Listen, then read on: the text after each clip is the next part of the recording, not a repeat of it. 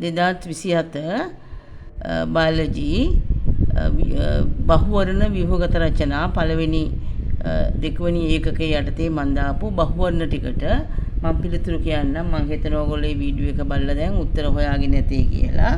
ඒ වගේම මේකේ ඇත්තටම විවරණයක් සහිතව ඔයගොල්ලෝ කරන්න. ඒකට තමයි මම මේක නැවත කරන්නේ. එතකොට පළවෙනි එකේ තියෙනවා පහත් දක්වන ප්‍රකාශ තුළින් නිවැරදි ප්‍රකාශය වන්නේ ශෛලීය සංවිධානයේ දක්වන්නේ ජෛවගෝලයේ විසින සතුන් හා ශාක පමණි. නෑ, ශෛලීය සංවිධානය සුද්ධ ජීවීන්ටත් තියෙනවා. එතකොට ඒක වැරදි.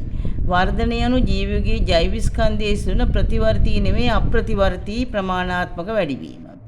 තුන්වෙනි එක සියලුම ජීවීන් බාහිර පරිසරයේ වෙනස් වීම හඳුනාගෙන ඊට අනුකූලව ප්‍රතිචාර දක්වයි. ඔව්, හැම ජීවියෙක්ම බාහිර පරිසරය හඳුනගෙන ඒ අනුව තමයි ප්‍රතිචාර දක්වන්නේ. උද්දීප්තතාවයක් තියෙනවා.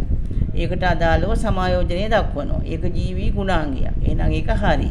අනුවර්තන යනු ජීවිගේ ජීවිත කාලය තුල අලුතින් අත්පත් කරගන්නා ශනික වෙනස් වීම නෙවෙයි. අනුවර්තනය කියන්නේ ව්‍යුහමය කෘත්‍යමය හා චර්යාමය වෙනස්කම් මේ පරිසරයට උචිත ලෙස වාසස්ථාන නැත්නම් ස්ථායී වෙන්න තියෙන. ඊළඟට සමස්ථිතිය මගින් බාහිර පරිසරයේ තත්ත්ව නියතව තියලා වැඩන්නේ. බාහිර පරිසරය කියන්නේ බාහිර පරිසරයේ දෙන උෂ්ණත්වය අපිට නියතව තියන්න බෑ. අපේ අභ්‍යන්තර පරිසරයේ උෂ්ණත්වය, ජල තුලිතතාවය, ග්ලූකෝස් සාන්ද්‍රණය, pH අගය, ඒ වගේ අභ්‍යන්තර පරිසරයේ තත්ත්ව තමයි නියතව තියාගන්නේ. අපිට බාහිර තත්ත්ව පාලනය කරන්න අපිට බෑ. ඒ උෂ්ණත්වය, ඒව pH අගය, අන්න ඒවට අනුකූලව අපේ අභ්‍යන්තර පරිසර තත්ත්ව ආසන්නව අපි නියතව තියාගන්නවා. බාහිර පරිසරයේ තත්ත්වයන් උච්චාවචනීය වුණත් දේහ තත්ත්වයන්, දේහයේ අභ්‍යන්තර පරිසරය කියන්නේ සෛල නැහැවෙන වටපිටාව, ඒවයි තත්ත්වයන් නියතව තියාගන්නවා. ඒකට තමයි කියන්නේ අපි සමස්ථිතිය කියලා.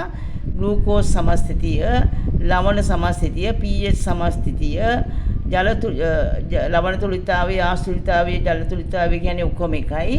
ඊළඟට උෂ්ණත්ව සමස්ථිතිය කියලා කියන්නේ බාහිර පරිසරයේ උෂ්ණත්වය අඩු වැඩි වුණත් අපේ දේහ උෂ්ණත්වය සෙල්සියස් 37 සෙල්සියස් අංශක 37 ආසන්නව තියාගන්නවා. එතකොට ඒකයි එතන අපිට කියන්න තියෙන්නේ. ඊළඟට අපිට තියෙනවා දෙවෙනි ප්‍රශ්නේ පරිවෘත්තයට හරි උත්තරේ වෙන්නේ ඒකේ තුන්වෙනි එක. දැන් මේකේ විවරණේ හැම උත්තරයකම මොකක් හරි කොටසක් සම්බන්ධ කරගෙන තමයි තියෙන්නේ. ඒ නිසා හොඳට මේ උත්තරේ හරි වැරදි දාගන්න එක නෙමෙයි. ඒකට විවරණයක් කරලා ඕගොල්ලෝගේ සම්පත් පොත බලලා දැම්ම ඉඳලා පිළිවෙලකට මේක කරගෙන යන්න. මට පුළුවන් තරම් දුරට මම මේක කරනවා. දෙවැනි ප්‍රශ්නේ පරිවෘත්තීය මෙටබොලිසම් සම්බන්ධයෙන් පහත් දක්වන ප්‍රකාශ අතුරින් අසත්‍ය වන්නේ කුමක්ද? පරිවෘත්ති යනු ජීවියෙකු තුළ සිදුවන සියලුම රසායනික ප්‍රතික්‍රියාවල නෙවෙයි, ඇත්තටම ජෛව රසායනික ප්‍රතික්‍රියාවල එකතුව තමයි එතන වෙන්න ඕන. රසායනික ප්‍රතික්‍රියා නෙවෙයි, ජීවීක් සිදු කරන ප්‍රතික්‍රියා ජෛව රසායනික ප්‍රතික්‍රියා. ඊළඟට සංවෘත්තීය ප්‍රතික්‍රියාවලදී සරල අණු භාවිතයෙන් සංකීර්ණ අණු දැනීම සිදුවේ. එතකොට මොකද එතන තියෙන්නේ? සංවෘත්තීය ප්‍රතික්‍රියාවලදී සරල අණු භාවිතයෙන් සංකීර්ණ අණු තැනීම සිදුවේ. එතකොට ඒක අපි බලමු ඊටු ටික ඔක්කොම ඒක හරි උත්තරයක්. එතකොට ඊළඟට ශෛලීය ශ්වසනය යනු ශක්තිය නිදහස් කරන අපවෘත්තීය ක්‍රියාවලියක් හරි. එතකොට අපි ගත්තොත් ශ්වසනය වගේ එක ග්ලූකෝස් වල තියෙන රසායනික බන්ධන බිඳ හෙලලා ශක්තිය නිදහස් කරනවා. ඒ ශක්තිය අපේ ATP වල ගබඩා වෙලා අපේ ජෛව රසායනික ශක්තිය සඳහා ශක්ති වාහකයක් ලෙස ATP ක්‍රියා කළා අපි අපේ අවශ්‍යතාවෙන්ට ඒක යොදා ගන්නවා. එතකොට ඒක අපවෘත්තීය ක්‍රියාවලියක් ශෛලීය ශ්වසනය කියන එක. පරිවෘත්තීය ක්‍රියාවලියේ බෙදෙන අපි අපවෘත්තීය ක්‍රියාවලිය. සංකීර්ණ මූලද්‍රව්‍ය සල්ල ද්‍රව්‍ය වලට බිඳ හෙලීම. දැන් එතන සංවෘත්තීය ප්‍රතික්‍රියාවලදී සල්ල අණු භාවිතයෙන් සංකීර්ණ අණු තැනීම සංවෘත්තීය. අපවෘත්තීය කියන්නේ ඒතකොට ප්‍රභා සංශ්ලේෂණය සංවෘත්තීයයි. ශ්වසනය අපවෘත්තීයයි. ඊළඟට ශාකවල ප්‍රභා සංශ්ලේෂණය සංවෘත්තීය ප්‍රතික්‍රියාවට උදාහරණයක්. හරි. පරිවෘත්තීය ක්‍රියාවලිය ගොඩනැගීම සංශ්ලේෂණ ක්‍රියාවලිය. සියලුම පරිවෘත්තීය ප්‍රතික්‍රියාවලදී ශක්තිය නිදහස් වන අතර අපවෘත්තීය ක්‍රියාවලදී ශක්තිය වැය වේ. එතකොට සියලුම සංවෘත්තීය ප්‍රතික්‍රියාවලදී ශක්තිය ගබඩා වෙනවා. අපවෘත්තීය ක්‍රියාවලදී තමයි ශක්තිය නිදහස් වෙන්නේ. අපවෘත්තීය ක්‍රියාවලදී ශක්තිය නිදහස් වෙනවා. පරිවෘත්තීය ක්‍රියාවලදී සංවෘත්තීය ක්‍රියාවලදී ශක්තිය ගබඩා කරනවා. එතකොට ප්‍රභා ශාස්ත්‍රයේදී ගබඩා කරන ශක්තිය ශෛලිය ශ්වසනයේදී ජෛව ක්‍රියා සඳහා නිදහස් කරනවා. එතකොට ඒක වැරදි. එතකොට පළවෙනි එක එතකොට උත්තර දෙකක් වෙන්න බෑ. අපි බලමු පළවෙනි එකේ වැරද්ද මොකද්ද කියලා. පරිවෘත්තීය යනු ජීවියෙකු තුළ සිදුවන සියලුම රසායනික ප්‍රතික්‍රියාවල එකතුව. ඉතින් ජීවීන් තුළ සිදුවෙන රසායනික ප්‍රතික්‍රියා අපි කියනවා ජෛව රසායනික කියලා. එතකොට එතන ජෛව කැලල නැති වුණාට එතන ජීවීන් තුළ තියෙන හින්දා අපිට රසායනික ප්‍රතික්‍රියාවල එකතුව කිව්වට දෙන්න පුළුවන්. හැබැයි හරි උත්තරේ නම් ජෛව රසායනික වෙන්න ඕන. නමුත් කලින් එතන ජීවීන් තුළ කියලා තියෙන හින්දා ඒකේ ප්‍රශ්නයක් නැහැ. ඊළඟට බලන්න තුන්වෙනි එක ජීවීන්ගේ සංවිධාන මට්ටම් වල පිළිමද පහත් සටහන සලකා බලන්න. අණු ඊට පස්සේ තියෙන අණු එකතු වෙලා අපි ගත්තොත් ජලය, ප්‍රෝටීන, ලිපිඩ, කාබෝහයිඩ්‍රේට්, නියුක්ලික් ආම්ල ඒව එකතු වෙලා මොකෝ හදන්නේ? ශෛලියක් තුල තියෙන උපශෛලීය ව්‍යුහ. ඒ කියන්නේ ඉන්ද්‍රිකා හදනවා. ඉන්ද්‍රිකා එකට එකතු වෙලා තමයි ශෛල හදන්නේ. ශෛල එකතු වෙලා තමයි විවිධ පටක හදන්නේ. පටක එකතු වෙලා තමයි අවයව නැත්තම් ඉන්ද්‍රිය හදන්නේ. ඉන්ද්‍රිය එකතු වෙලා තමයි අවයව පද්ධති හදන්නේ. පද්ධති එකතු වෙලා ජීවීන් හදනවා. නමුත් ස්වභාවයේ ශෛල මට්ටමේ අයත් ඉන්නවා, පටක මට්ටමේ අයත් ඉන්නවා, අවයව මට්ටමේ ඉන්නවා, පද්ධති මට්ටමේ ජීවීන් ඉන්නවා. ඒකෝට නමුත් සම්පූර්ණ ජීවිය අපි කරනකොට මේ සජීව පදාර්ථයේ මේ අණුපිළිවෙල අපි ගත්තොත් අපිට මෙතන අඩු දෙක මොකක්ද එහෙනම් මෙහි A සහ B කියන්නේ ඉන්ද්‍රිකා සහ ඉන්ද්‍රියන්. එතකොට ඒකේ ලොකුවට ඉවරණයක් අපිට කරන්න දෙයක් නැහැ. හතරවෙනි එක තියෙනවා ශාක හා සතුන් උත්තේජයට දක්වන ප්‍රතිචාර පිළිබඳ පහත ප්‍රකාශ අතුරින් නිවැරදි වන්නේ බොහෝ වෙලාවට ඕගොල්ලන්ගේ දෙන බයොලොජි වලට දෙන බහුවර්ණ ප්‍රශ්න 50න් වැරදි ඒවා සාමාන්‍යයෙන් 4ක් විතර වගේ තමයි අහන්නේ. අනිත් ඔක්කොම අහන්නේ නිවැරදි ඒවා. ඒකත් මතක තියාගන්න. එතකොට අපි 4 වෙනි ප්‍රශ්නයෙන් අහන්නේ ශාක හා සතුන් උත්තේජයට දක්වන ප්‍රතිචාර පිළිබඳ පහත ප්‍රකාශයෙන් නිවැරදි වන්නේ කුමක්ද? ශාක හා සතුන් දෙගොල්ලම ස්නායු පද්ධතිය භාවිතයෙන් නෑ. වැරදි. දෙගොල්ලන්ට ස්නායු පද්ධති නෑ. ශාක වලට තියෙන්නේ නෑ, සතුන්ට තියෙන්නේ. ශාක දක්වන ප්‍රතිචාර සතුන්ට වඩා ඉතා වේගයෙන් දක්වයි නෑ. සතුන්ගේ තමයි ප්‍රතිචාර තියෙන්නේ. ශාකයක දැන් ඉර ආලෝකයේ වැටෙනකොට ඒ දෙසට නැමීම එතකොට ඒ වගේ එකක් ටිකක් කල් යනවා. සතුන්ගේ ප්‍රතිචාර හෝමෝන මගින් පමණක් නෙවෙයි ස්නායු පද්ධතියනොත් පාලනය වෙනවා. ශාකවල ප්‍රතිචාර ප්‍රධාන වශයෙන් හෝමෝන මගින් සිදුවන මන්දගාමී වර්ධක චලනයන් තියෙනවා. වර්ධක නොවන චලනයනුත් තියෙනවා. බොහොමයක් වර්ධක චලන, ප්‍රභාවර්තීය, ආවර්තීය චලන, වර්ධක චලන. ශාක වලට ස්ථාන්තරණය වීමේ හැකියාව ඇති අතර සතුන්ට එනමත සතුන්ට ස්ථානාන්තරය කියන්නේ ස්ථානයෙන් තව තැනකට යන්න පුළුවන්. සතුන්ට එනමත නෑ. සතුන්ට තමයි තියෙන්නේ. ශාකවල ඒක නැහැ. කියන්නේ අතර මෙතන ශාකවල තියෙන්නේ බොහෝ වෙලාවට අවයව කොටසක් වගේ එකක්. ඒ වගේ එකක් වර්ධනය වීමක් තමයි තියෙන්නේ. සතුන්ට එහෙම නෙවෙයි. එතනින් තව තැනකට යන්න පුළුවන්. ස්ථානයෙන් තව තැනකට සංචරණය කරන්න පුළුවන්. ඒතර හරි උත්තරේ වෙන්නේ හරි නෙවෙයි වැරදි උත්තරේ නිවැරදි වන්නේ එතකොට මොකද්ද මෙතන ශාකවල ප්‍රතිචාර නෑ සෝරි. එතකොට මෙතන හරි උත්තරේ මොකද්ද? කීවෙනි එකේ හතරවෙනි එක හරි උත්තරේ වෙන්නේ එතකොට උතන මොන උත්තරේද? ශාකුල ප්‍රතිචාර ප්‍රධාන වශයෙන් හෝමෝන මගින් සිදුවන අතර මන්දගාමී වර්ධක චලන වේ කියන එක හරි. වර්ධකේවත් තියෙනවා නැතිේවත් තියෙනවා අපිට කියලා නෑ පමණක් කියලා. ඒ නිසා හතරවෙනි එක තමයි ගන්න තියෙන්නේ. පස්වෙනි එක ජීවීන්ගේ ප්‍රජනනය සහ අනුවර්තනය බද පහත ප්‍රකාශ සලකා බලන්න. එතකොට එතන අපි ප්‍රශ්නේ බලමු. ප්‍රජනන යනු විශේෂයක අඛණ්ඩ පැවැත්ම සඳහා අත්‍යවශ්‍ය ලක්ෂණයකි. හරි. ලිංගික ප්‍රජනනය මගින් ඥානමය විවිධත්වයක් සහිත ප්‍රජනිතයන් බිහි කෙරේ උනනය වෙනවා. එහෙනම් අපි දන්නවා ප්‍රවේණික වශයෙන් අසමාන දුහිතෘ සෛල තමයි ඇති වෙන්නේ. ඒකත් හරි. අනුවර්තනය මගින් ජීවීන්ගේ පැවැත්ම සහ ප්‍රජනනයේ සාර්ථකව වැඩි දියුණු වෙන. එතකොට ජීවීන් අනුවර්තනය වෙන්නේ පැවැත්මට සහ ප්‍රජනනයට තමයි අනුවර්තනය වෙන්නේ. ඒකත් හරි. එහෙනම් මේ ප්‍රකාශ වලින් ඔක්කොම ටික නිවැරදි අපිට එතන ප්‍රකාශය 5. අයි බලමු 6 වෙනි එක. ශාක හා සත්ව සෛල වල දක්න ලැබෙන ඉන්ද්‍රිකා ඒවායේ කෘත්‍යයන් පිළිබඳ පහත් දක්වන යුගල අතරින් නිවැරදි ලෙස ගැලපෙන්නේ. ගොල්ගි උපකරණ සෛලීය ශ්වසන ATP නිෂ්පාදනය කරන්නේ මයිටොකොන්ඩ්‍රියා. ප්ලාස්මොඩෙස්ටෝමා සෛල තුළ අපද්‍රව්‍ය ගබඩා කරන්නේ ශාක සෛලවල සෛල අතර අන්තර් සම්බන්ධතාවය සිදු වෙන්නේ. සෛලීය සංදි විශේෂය. රයිබෝසෝම ප්‍රෝටීන් සංශ්ලේෂණය හරි. ලයිසෝම ප්‍රබල සංශ්ලේෂණය සඳහා පෘෂ්ඨයේ සැපීම වැරදි. එතකොට ඒ ලයිසෝම වලින් කරන්නේ සෛලීය ජීර්ණය. අන්තප්ලාස්මීය ජාලිකාව සෛල විභාජනයේදී තර්කව හදනෝ නෑ සුද්ධ නාලිකා තමයි ඒක කරන්නේ. එතකොට හරි උත්තරේ මොකද්ද? තුන්වෙනි එක. අපි හත්වෙනි එක බලමු. සෛලප්ලාස පටලියේ තරල විචිත්‍ර ආකෘතිය සම්බන්ධයෙන් පහත දැක්වෙන ප්‍රකාශ තුළින් අසත්‍ය ප්‍රකාශය කුමක්ද? පටලියේ ප්‍රධාන රාමුව පොස්පොලිපිඩ විස්තරය හරි. ප්‍රධාන වශයෙන් තියෙන පොස්පොලිපිඩ. පොස්පොලිපිඩ අණුවල ජලකාමී ඉස පිටතට සහ ජල බීතික වලිග ඇතුළට මොහොල්ලා ඇත හරි.